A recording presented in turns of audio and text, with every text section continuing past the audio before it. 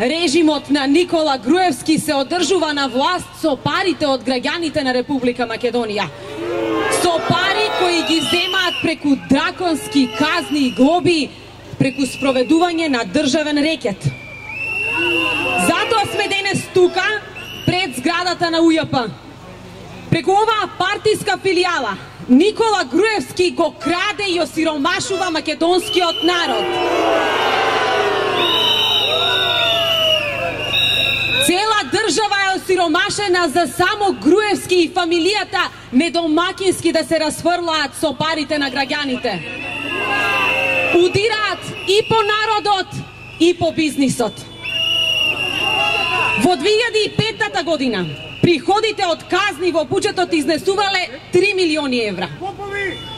По доаѓањето на Груевски на власт почнува арачот.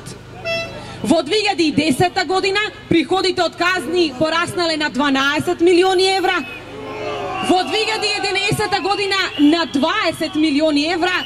За денес висината на казните во Македонија да изнесува неверојатни 30 милиони евра.